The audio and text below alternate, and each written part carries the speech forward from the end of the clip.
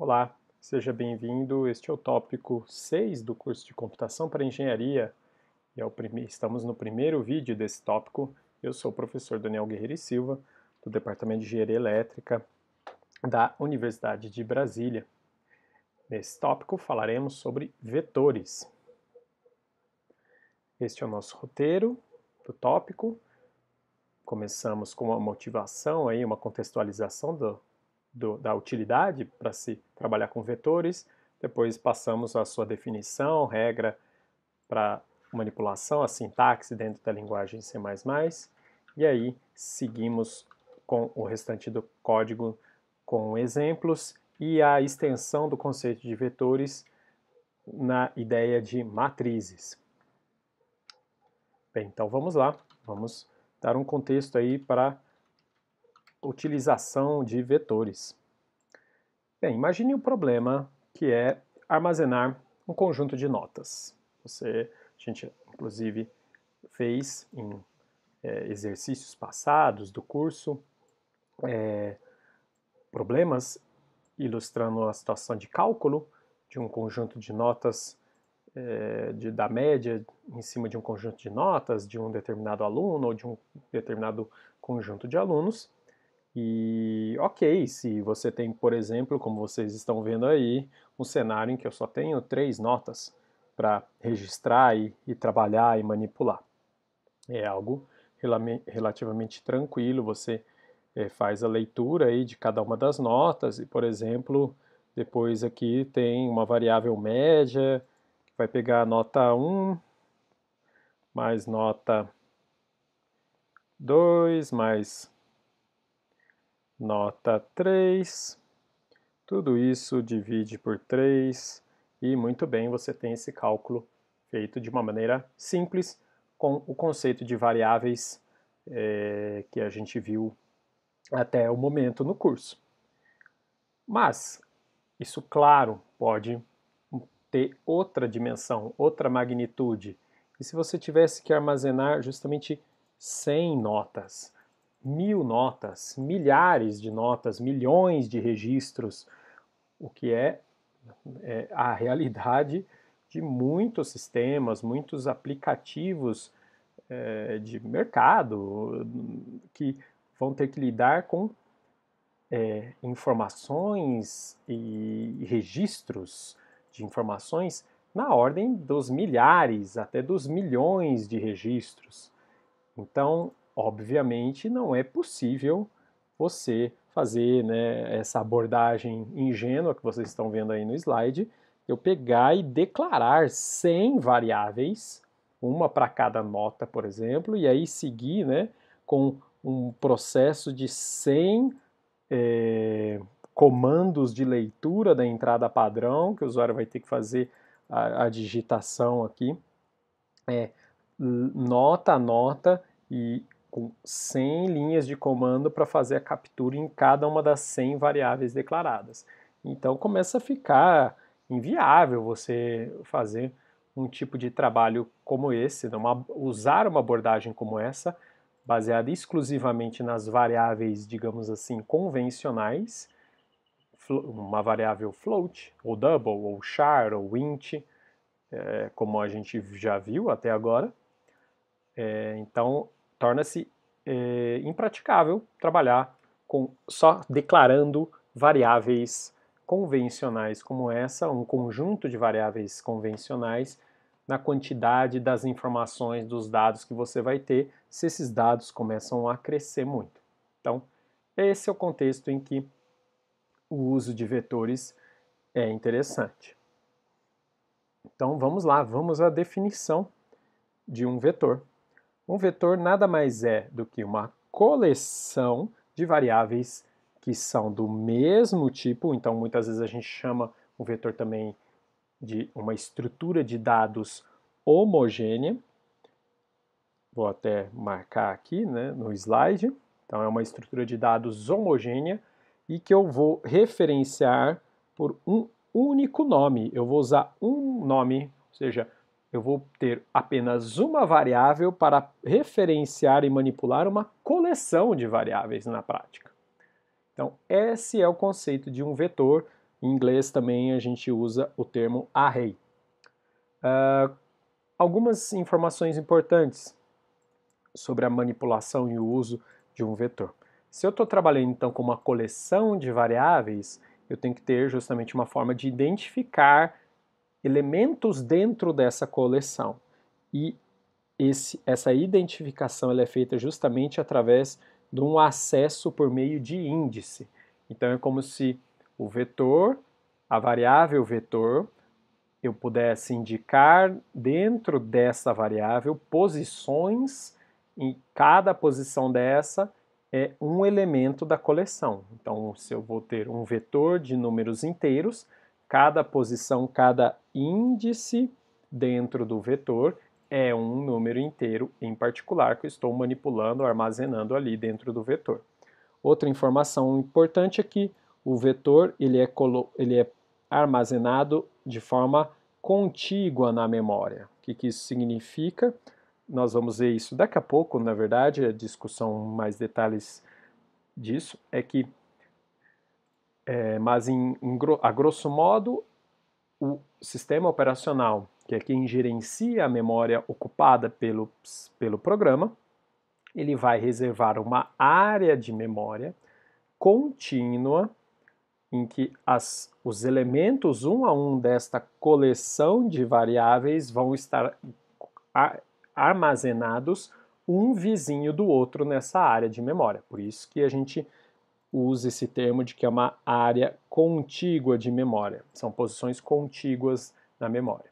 Outra coisa importante é que o tamanho é pré-definido do vetor. Então, você já determina em momento de compilação, ou seja, no código, você escreve no código o tamanho do vetor, ou seja, a quantidade de elementos que cabem dentro dessa coleção de variáveis, tá? E aí, inclusive, por conta dessa estratégia de tamanho pré-definido, acesso por meio de índice, a gente tem que tomar cuidado porque você pode fazer um acesso usando índices inválidos. Então, tem que se ter um cuidado com o uso desses índices, o acesso através de índices aos valores que um vetor tem, porque se isso não é feito com o devido cuidado, você pode ter um problema na hora da execução do programa. Você pode gerar algum comportamento anômalo do seu programa, como também a gente vai ver, entender um pouquinho melhor daqui a pouco. Então, primeira coisa, é como declarar um vetor. Já entendemos qual é a definição de um vetor, como é que eu declaro um vetor. Eu primeiro indico o tipo. Aqui o tipo pode ser qualquer um daqueles que a gente já conhece, como int, char, float, double. Então, os tipos primitivos da linguagem C++ podem ser usados para você criar vetores com elementos desses dados. Aí você dá o nome para o seu vetor, então você coloca aqui o nome dele, o identificador, e aí você abre colchetes, indica o tamanho que esse vetor vai ter, o número de posições que ele vai armazenar daquele determinado tipo que foi declarado, tá? Importante, a primeira posição do vetor, qual é o índice dela? 0. E aí você segue a sequência numérica. Então, a primeira posição é o índice 0, a segunda posição é o índice 1, terceira posição é o índice 2, até a última posição, que vai ter justamente índice tamanho menos 1. Então, se eu declaro aqui, né, vejam, reparem neste exemplo aqui, eu declarei um vetor que guarda elementos float dentro dele, e ele tem tamanho 100. Então, o primeiro elemento é o elemento notas na posição 0. O último elemento, que é o centésimo elemento, é o elemento no vetor notas na posição 99. Então, esse é o mecanismo de indexação usado em vetores, tá bom? E reparem que aí eu tenho agora, retomando aquele problema que a gente começou esse vídeo e esse tópico, eu tenho na variável notas, no vetor notas, a solução para o cenário em que eu preciso, por exemplo, guardar as notas, processar as notas de 100 alunos. Então, numa variável só, chamada notas, mas que é uma variável vetor, um vetor, eu consigo manipular 100 elementos de uma só vez do tipo float. De uma só vez, entre aspas, né? Não quer dizer que eu faço uma operação em que eu vou simultaneamente mexer com as 100 todas ao mesmo tempo, mas eu consigo, com a variável notas, representar com essa mesma notação qualquer um dos 100 elementos, só, claro, trabalhando em cima dos índices, como a gente viu aqui em cima. Tá, então sabemos como declarar, agora vem outro ponto importante, é acessar, referenciar posições desse vetor. Como é que a gente vai fazer? Você informa o nome do vetor e informa a posição entre colchetes. Então, por exemplo, se eu quero fazer atribuição, reparem, basta eu fazer de uma forma já vista, né, com variáveis convencionais, ou seja, basta eu indicar aqui, por exemplo, o nome da variável, operação de atribuição, e aí a variável recebe o valor armazenado nessa posição daquele vetor. Então,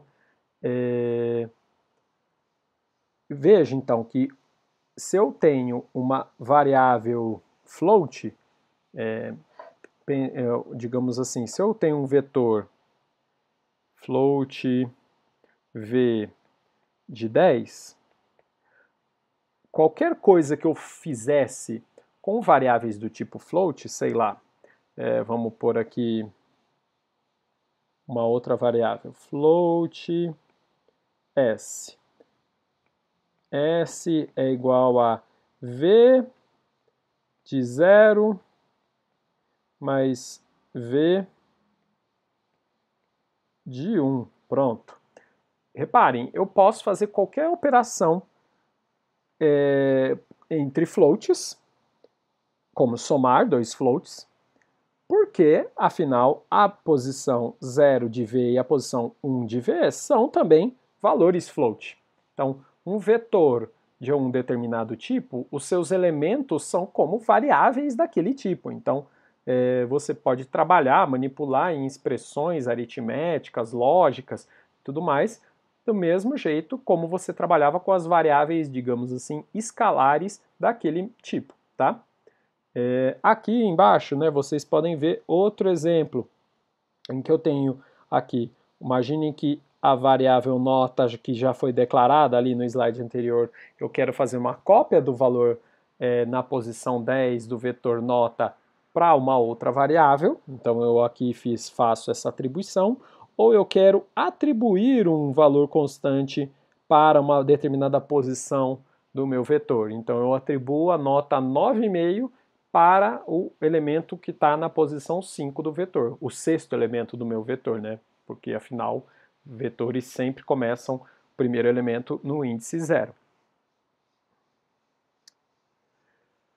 Agora vamos ver então aquele aspecto que eu mencionei lá um pouquinho atrás nesse vídeo ainda, sobre a questão do posicionamento dos elementos de um vetor de forma contígua na memória e do cuidado que a gente tem que ter com o acesso através dos índices. Imagine então que o seu programa começa com essas declarações de variáveis aqui. Então, a declaração de uma variável chamada d, a declaração de um vetor, a variável d do tipo inteiro, a declaração de um vetor de 5 elementos chamado vetor, também de inteiros, e a declaração de uma outra variável inteira chamada f.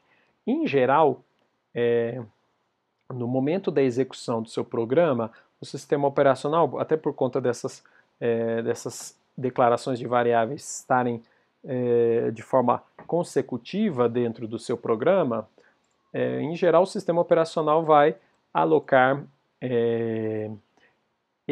espaços na memória para essas variáveis de forma contígua. Claro, o vetor, os elementos do vetor sim, sempre são colocados de forma contígua, mas o que eu quis dizer aqui é que a variável d vai ser vizinha, como vocês estão vendo aqui nessa representação da memória, de um trecho da memória, que mostra então que provavelmente a variável d vai ser vizinha do vetor e que vai ser vizinho de f na memória. Então, nós temos essa representação aqui de um trecho da memória, referente ao programa, e os índices do meu vetor, que vão aqui de 0 até 4, d e f são variáveis escalares, então não faz sentido a gente falar de índices, e aí os valores que estão armazenados nas variáveis e nas posições do vetor são desconhecidos, são valores que estavam ali disponíveis, valores lixo ali que eram de uso de um programa anterior, alguma coisa assim. Muito bem. Aí você tem no seu programa esse trecho, essa instrução aqui, ó, vetor, posição 3, recebe 10. O que vai acontecer? Justamente na posição 3, você vai ter a atualização do valor, que antes era desconhecido, lixo, para o valor 10. Até aqui, tudo tranquilo, tudo bem. O que acontece agora se também seu programa, por acidente, tem esses dois comandos para serem executados? Vetor posição 5 recebe 5 e vetor posição menos 1 recebe 1. Reparem, voltando aqui, né, que o intervalo, o vetor foi declarado com tamanho 5. Então, o intervalo de valores de índices válidos, ele vai de 0 a 4. Então, o que acontece nesse caso se você coloca justamente um índice que extrapola esses limites, tanto para cima quanto para baixo? Vejam só o que aconteceria nesse cenário. Você acaba invadindo o espaço das variáveis vizinhas ao vetor em memória. E nesse caso, nesse exemplo, as variáveis vizinhas eram d e f, e aí então você passa a ter valores inválidos na variável d e na variável f, vejam só, né? Então isso aqui, né, pode levar o seu programa a um erro de execução. É um erro que o compilador não se preocupa com a verificação dos índices que você está usando ao acessar determinados vetor. Isso até vai ser entendido melhor um pouco mais para frente no curso, inclusive quando a gente falar sobre ponteiros. Mas o que é importante então agora a gente entender é que o vetor ele ocupa posições contíguas na memória, como está aqui, né, representado nessa figurinha, e se você tem variáveis vizinhas ao vetor, o que também é sempre bem provável de acontecer, porque você não declara só um vetor no seu programa, você declara várias variáveis de diversos tipos.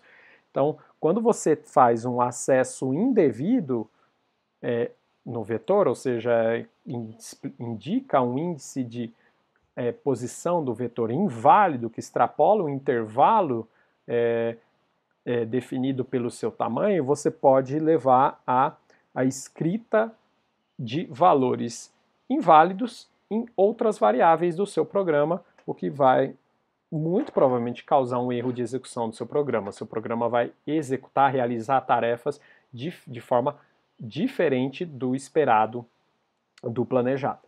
Então é algo que tem que se tomar muito cuidado. Então, para concluir essa análise, tudo isso, claro, é por conta de que o tamanho do vetor ele é pré-definido. Então, ele tem um tamanho pré-definido.